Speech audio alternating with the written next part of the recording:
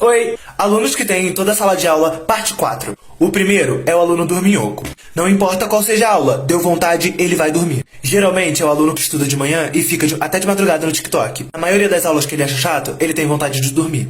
O segundo tipo de aluno é o aluno otaku. Aquele aluno viciado em anime, só fala de anime, só gosta de anime, ele vive o anime. Se bobear, até roupa de anime ele tem. Às vezes esse é o aluno mais isolado e quieto também. O terceiro tipo de aluno é o aluno que não sossega. Ele bebe água 59 vezes por dia, tudo em uma aula só. Fora a quantidade de vezes que ele vai beber água pra ficar passeando pela escola. Em troca de professor, ele nunca tá na sala. Ele vai ver os amiguinhos que tá em outra turma, vai beber água e fica fofocando com a tia da cantina, com a tia da limpeza também. Enfim, esse é o que mais aproveita a escola. O quarto tipo de aluno é o aluno do fone de ouvido estourado. Ele tinha R$ 4, foi na feira, comprou um fone. O fone simplesmente toca a música dentro do ouvido dele e pra todo mundo. Porque pensa num fone estourado. Enfim, ele geralmente é aquele aluno mais marrentão, tá ligado? Que ouve o funk 7 horas da manhã e fica lá na dele. Mas tu não vai interromper a música dele não, tá? Ele vai tirar o fone na força do ódio. O quinto tipo de aluno é o trio.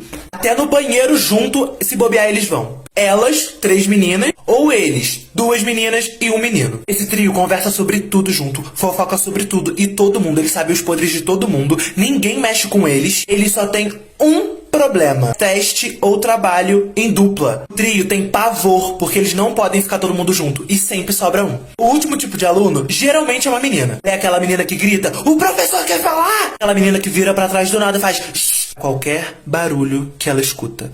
E ela geralmente faz um monte de coisa pra se aparecer também. Uai, seu app de vídeos curtos.